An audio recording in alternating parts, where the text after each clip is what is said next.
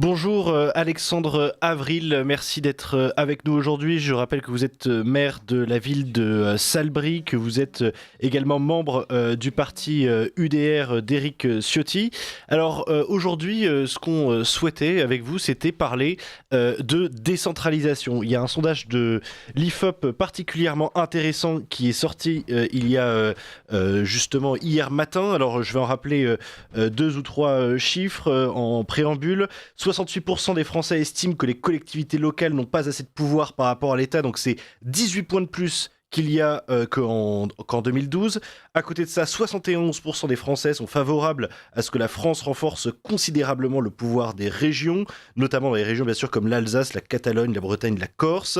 Et voilà, il y a plein d'autres chiffres assez intéressants dans ce sondage. 90% des Français considèrent que l'État central est trop déconnecté des réalités locales. Et donc ça transcende un petit peu tous les clivages. On voit une vraie union des Français là-dessus. La première question que je voulais vous poser, Alexandre Avril, c'est comment est-ce que vous expliquez finalement que la France, pays historiquement assez centralisateur, soit aujourd'hui aussi favorable à la décentralisation? Eh bien, bonjour à tous, bonjour Alexandre et à toute l'équipe. Ravi d'être avec vous ce matin pour cette matinale que vous avez choisi de décentraliser pour quelques minutes en Sologne à Salbris. Et vous dire effectivement que, comme vous l'avez très justement rappelé, la décentralisation est une composante de l'histoire politique de notre pays, puisqu'il s'est constitué par cette dialectique de la centralisation et de la décentralisation au fur et à mesure des régimes. Et la Cinquième République, dans laquelle nous sommes, a fait un effort dans les années 80 pour tenter de décentraliser ces institutions. Or, moi, je pense que les Français ont bien perçu que cette décentralisation a été gâchée, a été ratée, a été mal faite. On a transféré de plus en plus de compétences aux autorités locales, comme les maires, les présidents de région ou de département, sans forcément leur transférer les moyens de leur action, ce qui a perturbé la lisibilité de l'action publique. Et le résultat, c'est que les Français voient bien qu'aujourd'hui, qui peut résoudre leurs problèmes au quotidien? Le maire essentiellement, les autorités locales, qui sont capables de régler en quelques heures, en quelques jours, des problèmes très concrets, alors que l'État s'enfonce dans une inertie bureaucratique qui fait désespérer parfois de l'action publique en général. Donc moi, quand j'ai vu le sondage de l'IFOP, j'ai surtout vu une vraie fatigue des Français qui perdent leur confiance dans le centre, dans la notion même de centralité. Et il voit bien que les décisions qui sont prises à Paris, que les lois qui sont votées par le Parlement s'appliquent mal sur le terrain. Et vous avez vu comme moi que ce qui est particulièrement intéressant dans ce sondage, c'est la forte demande d'adaptation des lois aux réalités locales. Parce que quand on est au plus près du terrain, on voit bien que les lois qui s'appliquent uniformément sur le territoire ne correspondent pas aux besoins locaux en matière de santé, en matière d'aménagement du territoire. Et donc, il est nécessaire de permettre l'adaptation aux réalités locales. Et moi, je vois surtout dans cette demande de décentralisation une demande de confiance. Les Français veulent que l'on fasse confiance aux élus de terrain, qu'on arrête de les corseter par des normes, par une pesanteur administrative qui empêche très concrètement l'action publique. Et d'ailleurs, vous le savez, dans quelques mois, il y aura les élections municipales. Il y a un grand nombre de communes dans lesquelles il est possible qu'il n'y ait pas de candidat aux élections municipales, car il y a une très grande fatigue des maires. Jamais il n'y a eu autant de démissions de maires que sur ce mandat, précisément parce que nous avons le sentiment que notre action publique est empêchée. Et il y a même un autre élément sur ce point précis qui est la loi qui est passée juste avant les vacances sur la parité dans les listes municipales qui va désormais être exigée. On a l'impression qu'effectivement allons-y tout de suite, mais la question le travail du maire est rendu de plus en plus difficile. On a aussi la question de la taxe d'habitation qui a été supprimée par Emmanuel Macron pour être remplacée finalement par d'autres taxes, mais gérées directement par l'État central et non plus par les communes. Quand vous dites que les maires ont plus de moyens, très concrètement, qu'est-ce que ça veut dire? C'est-à-dire que est-ce que vous n'avez pas assez de compétences et vous avez pas assez de droits quelque part pour pouvoir appliquer des décisions fortes? Est-ce que ça signifie que vous êtes mélangé dans d'autres administrations territoriales? Est-ce que ça signifie que vous n'avez pas assez d'argent, pas un budget de commune assez fort? Très concrètement, qu'est-ce que vous voulez dire par là? Alors, très concrètement, vous avez raison de parler de la taxe d'habitation, parce qu'on a dans notre constitution une décentralisation de forme, mais en réalité, le pouvoir est de plus en plus centralisé par la question budgétaire. Et sous Emmanuel Macron, on a vécu une véritable recentralisation jacobine par la question de la tutelle budgétaire. Les collectivités se financent par les impôts qu'elles lèvent. C'est vieux comme le monde, c'est même antérieur à l'État. C'est comme ça que les communes se financent.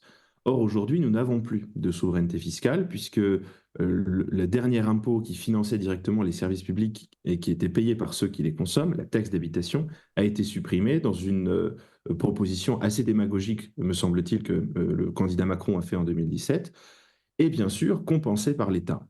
Donc, dans le principe de la suppression avec la compensation, on avait expliqué aux communes qu'elles ne perdraient rien. Ce qu'elles perdent, c'est leur souveraineté. Aujourd'hui, si vous souhaitez rénover votre salle des fêtes, si vous souhaitez mettre en place une navette médicale dans votre commune, si vous souhaitez installer un city-stade ou refaire les buts de votre stade de foot, vous êtes obligé de demander des subventions à l'État. D'accord. Alors, il existe tout un tas de mécanismes, les plus compliqués les uns que les autres, qui permettent d'obtenir des subventions. La DETR, la DSIL, le Fonds vert, le FEDER, le machin. Mais vous n'êtes plus capable de financer par vous-même vos projets. Donc aujourd'hui, une bonne partie du travail du maire consiste à aller chercher des subventions, à monter des dossiers pour faire en sorte d'avoir 20, 30, 40, 60% de subventions pour financer ces projets, car nous sommes incapables par nous-mêmes de financer nos projets d'investissement. On a en plus une dotation qui nous est donnée par l'État pour notre fonctionnement annuel. Cette dotation ne fait que de baisser d'année en année, ce qui conduit un très grand nombre de communes à augmenter les impôts locaux, ce qui vient s'ajouter à l'augmentation des bases Mmh. qui est décidée par l'État. Donc tout ça pour vous décrire un mécanisme de verrouillage budgétaire qui fait qu'aujourd'hui, nous n'avons plus la souveraineté pour agir très concrètement, sans parler du transfert de compétences qui nous est imposé vers les communautés de communes. Moi, je préside ma communauté de communes en Sologne et je vois bien que c'est plutôt en tant que président que je commence à avoir de plus en plus de compétences qui sont prises au détriment de ma fonction de maire. Par exemple, au 1er janvier prochain, on va passer la compétence de l'eau et de l'assainissement, donc la gestion des réseaux, qui ne sera plus directement gérée par le maire. Or, c'est toujours vers le maire qu'on se tournera Oui, parce quand on que j'ai aura envie un de dire, problème d'eau potable les ou habitants n'importe quel. de Sologne, les Français vont pas aller parler au président de la communauté de communes. Ah oui, c'est la Enfin, déjà, réalité il faudrait qu'ils généralement. connaissent l'existence de la communauté de communes et de qui Absolument, la gère. On en est absolument. effectivement très loin. Mais alors, justement, il y a quelque chose d'assez paradoxal qui est aussi révélé dans ce sondage. C'est que d'un côté, les Français, on l'a dit, en grande majorité, souhaitent que les communes aient plus de moyens, plus de compétences, que les maires soient plus présents. Et d'un autre côté, en fait, le sentiment d'appartenance à la commune baisse. C'est-à-dire que quand on demande aux Français est-ce que vous vous rattachez plus à votre pays, votre région, à votre commune ou alors à l'Europe, eh ben, en fait, les communes perdent quelque chose comme 10 points en 10 ans sur ce qui est du sentiment d'appartenance. Donc, d'un côté, les Français se sentent moins membres de leur commune, de leur territoire, de leur environnement direct, et de l'autre, ils veulent leur donner plus de pouvoir. Comment vous expliquez ça? Ça, c'est un point passionnant, parce que le sentiment d'appartenance, en réalité, ne se décrète pas, ni par décret, ni par la loi, ni par une décision politique. Il se vit. Et il se vit, à mon avis, à travers deux choses, l'action concrète et les symboles. Quand une mairie gère une école, une crèche, une fête, une place du marché, un stade, les habitants sentent bien que leur vie quotidienne est façonnée localement. Et c'est ça qui d'abord nourrit l'appartenance. Donc si on retire d'abord aux communes des moyens financiers, si on les noie dans des intercommunalités qui sont trop grandes, ou si on fusionne des villages, ce qui arrive beaucoup aussi, détruisant même le nom de villages très anciens, on produit exactement l'effet inverse. Les habitants se sentent dépossédés. Mais pour moi, le vrai enjeu, c'est moins celui de l'action locale, qui est réalisée par tous les maires, que celui du symbole. Et là-dessus, si les Français perdent leur appartenance à leur commune, c'est aussi de la responsabilité de certains maires qui n'ont pas voulu travailler et nourrir leur identité locale. En plus de la compétence, le symbole permet de donner de la lisibilité, me semble-t-il. Vous voyez, aujourd'hui, quand vous traversez les communes, vous avez le sentiment qu'on a remplacé le nom des communes par des logos de marques de céréales et on n'a plus retrouvé cette dimension un peu historique, identitaire, donc qu'on avait jadis avant que les maires commencent à faire du marketing territorial. Moi, par exemple, à Salbris, ça a été ma première action quand je suis arrivé maire, c'est que j'ai supprimé l'horrible logo de supermarché qui nous servait de référence pour remettre la vieille héraldique, le blason de Salbris. On en a mis 200 dans l'espace public, on en met sur le flocage de nos véhicules, sur les lampadaires un peu partout. Et aujourd'hui, les Salbrisiens se sont réappropriés leur blason, l'histoire de ce blason, parce qu'il est fondamental de redonner du sens. C'est ça qui crée l'appartenance, en réalité, aux communautés locales que nous formons, parce qu'au-delà de l'attachement à la mairie, qui est une petite institution, c'est surtout le sentiment d'appartenir à une communauté solidaire, de pouvoir dire avec fierté: «Je suis d'ici, je suis de telle ville», de pouvoir se reconnaître entre habitants de cette ville, de pouvoir se rendre des services et de nouer ensemble une véritable vie collective, cha et une chaleur humaine qu'on trouve plus, dans les grandes villes où, on a perdu, ce sentiment d'appartenance par l'éloignement et l'anonymisation, globale. Oui, et puis même par une forme de verticalisation, on va dire, des rapports sociaux qui sont voilà, de moins en moins, on va dire, entre voisins, entre membres du quartier, mais où on se rapporte de plus en plus à l'État, aux structures supérieures pour même régler les problèmes, trouver des solutions ou autres. Par exemple, mais justement, vous disiez que le sentiment d'appartenance ne se crée pas, il se vit. Vous, dans votre commune, il y a quand même, alors je vais simplement retrouver le nom, voilà, le festival Salérin que vous organisez. Donc, si, alors j'ai malheureusement pas eu l'occasion d'y aller pour le moment, mais Vous peut-être viendrez pour pour les la éditions prochaine. prochaines, exactement, qui est un festival, donc, arrêtez-moi si je me trompe, mais sur l'Antiquité et sur l'histoire antique de la ville de Salbris. Concrètement, est-ce que vous n'êtes pas en train de créer une forme d'identité factice et d'inventer quelque part des traditions? C'est-à-dire que forcément, en fait, est-ce que c'est réellement enraciné ou est-ce que vous créez une forme d'enracinement, justement? Alors moi, je pense que l'identité locale, on ne la crée pas ex nihilo. Elle existe toujours, mais elle peut être endormie. Elle est faite d'histoire, de paysages, de mémoire, de culture populaire, de gastronomie. Et il me semble que le rôle des élus, des associations, des artistes, c'est de la réveiller et de tenter de la transmettre. Et c'est exactement le sens de ce que nous avons fait avec le Festival Salera, dont je vous remercie de parler.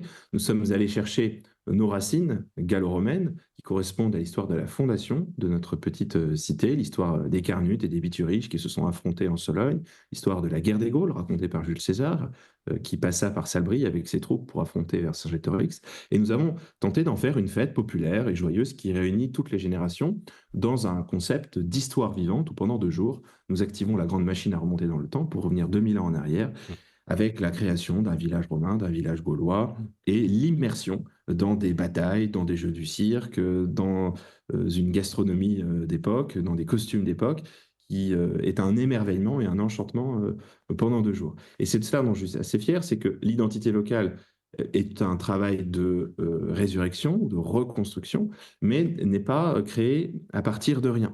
Et c'est ce qui fait qu'aujourd'hui, les Salbrisiens se sentent appartenir à la tribu de Salera comme leurs ancêtres il y a 2000 ans, ou ceux qui, d'ailleurs, sont arrivés de plus fraîche date qu'il y a 2000 ans. Moi, ma famille vient de Salbris depuis 5 ou 6 générations, mais je ne suis pas certain qu'elle soit là depuis 2000 ans. Donc, on retrouve ensemble une forme de cohérence et de vitalité collective, et c'est comme cela, me semble-t-il, qu'on peut combattre efficacement la désertification rurale, pas seulement avec des infrastructures, dont on adore se doter dans notre pays, mais aussi avec de l'âme, pour Mmh. retrouver l'âme française et l'âme de nos provinces. Et alors, maintenant, partons sur, enfin, revenons un petit peu sur la question plus générale de la décentralisation et justement du rapport entre les Français, disons, non parisiens et la représentation nationale. Théoriquement, la France n'est pas un système proportionnel, ce qui signifie que les députés sont quand même élus dans des circonscriptions, même s'ils n'ont pas de pouvoir théoriquement associé à cette circonscription, et les sénateurs sont élus eux-mêmes par des élus locaux. Donc théoriquement, le pouvoir qui certes est concentré à Paris ne devrait pas être considéré comme un pouvoir parisien et pourtant c'est le reproche que font énormément de Français à la politique qui est menée, à même leur relation avec les élus d'une certaine façon, les élus nationaux donc, où on a l'impression parfois que voilà, ce qui embête vraiment les Français, c'est de pas du tout se sentir appartenir au même territoire, avoir les mêmes problématiques que ces élus nationaux censés représenter des élus locaux. Comment vous expliquez ce sentiment de déconnexion un peu étrange? Alors, pour moi, c'est un paradoxe apparent parce que c'est la logique institutionnelle qui l'explique. Alors, certes, nos parlementaires sont élus localement par le mécanisme que vous avez décrit, mais dès qu'ils montent à Paris, ils sont happés par la bulle médiatique, par la bulle culturelle, par la bulle technique, qui est, elle, est forcément centralisée dans notre pays. La Ve République concentre le pouvoir à Paris, dans une technostructure. Et nos députés, souvent, votent dans la discipline de groupe Et bien qu'ils aient toujours chevillé au cœur leur territoire, ne rendent pas des comptes directement aux habitants. Et les meilleurs députés d'ailleurs sont ceux qui, me semble-t-il, arrivent à être suffisamment sur le terrain pour se faire attraper et entendre les revendications de leurs électeurs. Ça a été un des grands problèmes en 2017 des députés En Marche, qui étaient complètement déconnectés, qui venaient d'une pseudo-société civile et qui ne rendaient pas des comptes. Pour moi, un des basculements de ce phénomène, c'est 2016 avec l'interdiction du cumul des mandats, qui a été effective à partir de 2017, puisque dès lors que vous aviez encore des députés maires qui étaient dans leur mairie, sur le marché, capables de se faire enguirlander par les habitants et surtout de régler pour eux des problèmes très concrets, vous aviez alors une connexion directe entre le pouvoir local et le pouvoir central. Aujourd'hui, nous vivons dans deux mondes séparés. Les députés n'exercent plus de fonctions exécutives locales, donc ils n'ont plus de responsabilité face à leurs électeurs, de responsabilité dans la décision, mais uniquement dans la représentation. Et d'autre part, la grande armée des maires est impuissante ou peu représentée au Parlement, bien que ce soit le rôle des sénateurs. Moi, je n'ai pas l'impression que les sénateurs soient vraiment au contact des réalités locales, puisque c'est un filtre qui est un peu lointain par rapport aux décisions que nous nous prenons. Donc, c'est un paradoxe institutionnel qui doit, à mon avis, se résoudre par la décentralisation culturelle et intellectuelle. Se dire que c'est dans les territoires, dans nos petites communes, dans nos régions, que doivent se penser les décisions qui sont appliquées à Paris. Et ça, c'est un très, très grand défi qui nous attend dans les années à venir. Et je pense que là-dessus, les différentes réformes territoriales des dernières années ont été des échecs monumentaux. Mais alors justement, comment est-ce qu'on pourrait faire en sorte que les idées, comme vous dites, qui viennent de toutes les provinces de France, malheureusement plus de Navarre, mais ça ne saurait tarder,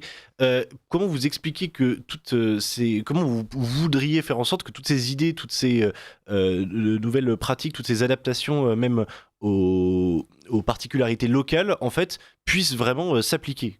Concrètement, en fait, comment on pourrait faire? Est-ce que quelque part il faudrait une réforme comme avait tenté de la faire peut-être Charles de Gaulle en 1969? Est-ce que ce qu'il faut c'est une sixième république? Est-ce que ce qu'il faut c'est en fait nommer des super maires? Est-ce qu'il faut rétablir le cumul des mandats? Enfin, est-ce que vous avez justement des propositions en fait dans ce sens-là? Alors, un, oui, rétablir le cumul des mandats. Deux, euh, changer le mode de scrutin des députés. Mais surtout, nous autres, à l'Union des droites pour la République, à l'UDR, nous sommes plutôt de cette droite républicaine, gaulliste, qui est plutôt de tendance jacobine et bonapartiste. Et pourtant, nous avons réfléchi à une réforme de l'organisation territoriale qui permette de réconcilier d'une part les nécessités d'avoir un État fort, avec une nation cohérente, et d'autre part d'entendre les revendications des provinces. Et pour ça, nous sommes revenus à l'archéologie du gaullisme, si je puis dire, à une réflexion très importante de Michel Debré, qui date de 1947, dans un livre formidable qui est La mort de l'État républicain, dans laquelle Michel Debré se disait que les départements hérités de 1790 étaient trop nombreux et trop petits pour assurer une action publique efficace, mais que d'un autre côté, les régions étaient trop grandes et que l'État avait besoin d'une échelle intermédiaire qui corresponde aussi à l'histoire très profonde de notre pays, qui n'a pas commencé en 1790. Et pour cela, il avait imaginé de créer en France 50 provinces, enfin 50 départements, mais nous les avons renommés provinces, et nous avons retravaillé sur cette carte, considérant qu'il était, par exemple, pertinent de réunir le Haut-Rhin et le Bas-Rhin, la Haute-Savoie et la Savoie, de réunir le Doubs et le Jura, de réunir chez moi l'Indre et le Cher pour reformer la vieille province du Berry, qui est une des plus vieilles de France, etc., etc. En retrouvant une échelle où vous avez 50 provinces et non pas une. Ah, Alexandre Avril, il semble. Ces provinces, des collectivités territoriales, une réelle déconcentration de l'État, avec un préfet par province, on arriverait à une structure beaucoup plus cohérente et beaucoup plus puissante, où dans chaque province, vous auriez un président de la province, un préfet de la province, qui marcherait sur leurs deux jambes pour faire en sorte que l'action publique soit réellement efficace, parce qu'au plus près, mais suffisamment importante et surtout correspondant à des réalités locales et à cette âme dont nous parlions tout à l'heure, cette âme qui est éternelle en France. Alexandre Avril, bonjour déjà pour commencer. J'arrive en fin de course. Est-ce que je vais me faire l'avocat du diable et certains auditeurs fidèles me diront que le diable n'a pas besoin d'avocat, mais bon quand même. Est-ce que mettre en place cette organisation, ça ne risquerait pas justement d'accentuer un certain déséquilibre entre ce que donc on appellerait des provinces, avec en fonction de la personne nommée, mais aussi des réalités de chaque territoire, donc un pays qui se mettrait à avancer non pas à 2 vitesses, mais à 50 vitesses? Oui. Alors, c'est effectivement une excellente question, qui n'est pas du tout diabolique, au contraire, qui est très utile. Parce Merci. que moi, je crois deux choses. D'abord, que l'adaptation législative par des décrets pris par le préfet de province, par exemple, permettrait que dans chaque province, la loi qui serait la même pour tout le territoire soit appliquée en fonction des réalités locales. Donc déjà, ça répondrait à cette demande du sondage dont on est parti ce matin, qui est l'adaptation des lois aux réalités locales. Première chose. Deuxième chose, un petit peu de compétition ne ferait pas de mal. Et dès lors que les provinces auraient plus de responsabilités, alors ce serait à elles de faire en sorte d'être les plus attractives, d'être les meilleures pour la santé, pour donner envie d'y habiter. Et ce que certains départements assez pionniers ont fait, comme la Vendée par exemple, sous la houlette de Philippe de Villiers, c'est d'imaginer des outils pour attirer les entreprises, pour rendre beaucoup plus efficace l'action locale qui permettent de se démarquer par rapport aux autres départements. Donc un peu de compétition ne ferait pas de mal et d'autre part, ça permettrait l'adaptation aux réalités locales. Mais vous avez raison, il faut qu'on se méfie du séparatisme. Vous avez vu qui a commandé le sondage de l'IFOP dont nous parlons ce matin. C'est un parti politique régionaliste qui prône une décentralisation qui se fait un peu contre l'État. C'est un parti régionaliste et européiste. Donc attention à ne pas avoir une lecture biaisée de ce sondage. Je pense qu'on doit en retenir une grande défiance des Français vis-à-vis du centre, une fatigue de cette déconnexion technocratique qui nous accable. 95% des ruraux dans ce sondage sont favorables à la décentralisation simplement parce qu'ils veulent que le pouvoir revienne un peu plus à leur échelle. Mais pour autant, moi, je ne vois pas du tout dans ce sondage la volonté des Français de disloquer l'État français, de disloquer la nation française. On doit continuer tous ensemble à faire nation. Le séparatisme ne viendra pas des régions dans les années à venir, il viendra d'ailleurs.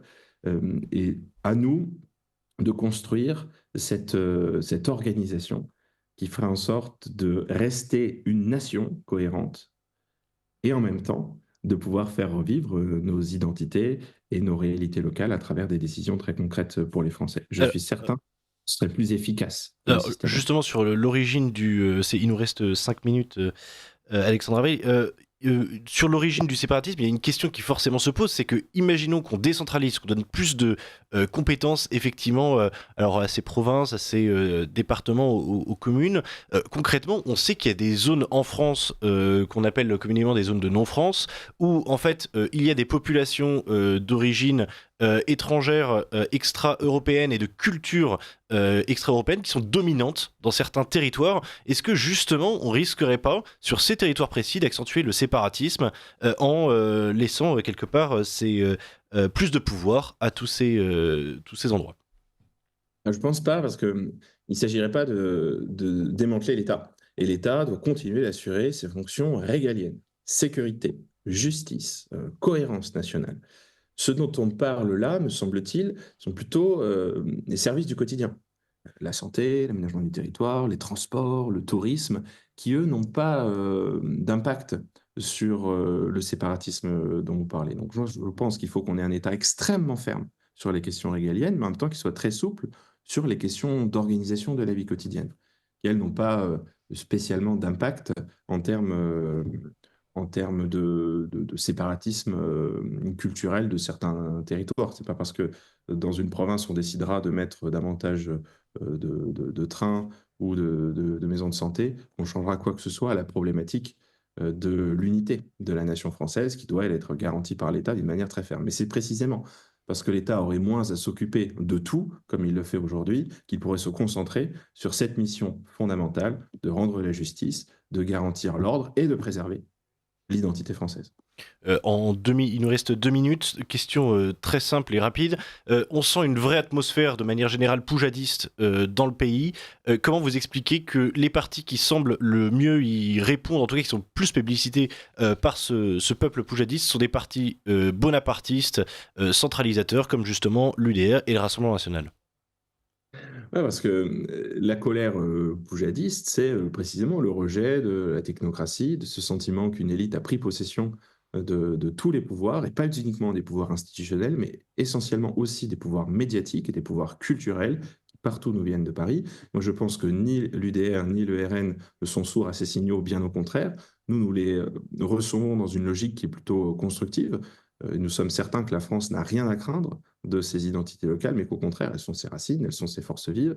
Et être bonapartiste, ce n'est pas écraser la diversité locale, c'est unir la nation autour d'un projet commun. C'est le sens de ce que nous portons dans notre programme, mais de croire aussi que la République est sociale et qu'elle est provinciale, et donc elle doit s'affirmer aussi par cette organisation que je vous décrivais tout à l'heure, qui est le contraire du séparatisme. C'est précisément parce que nos identités sont bien définies que nous pouvons travailler ensemble et combattre le vrai séparatisme, qui est aujourd'hui le séparatisme islamique, qui lui n'est pas hérité de notre vieille tradition, de notre vieille histoire française, et qu'il nous sera d'autant plus facile de rejeter que nous ne serons pas devenus une nation abstraite, déconstruite et déconnectée de nos identités profondes, comme l'identité gallo-romaine que j'essaie de faire revivre à Salbris, précisément pour nous rappeler ce que nous sommes et vers où nous allons. Et je pense que c'est là notre objectif politique à tous, qu'on soit maire, qu'on soit député ou président de la République.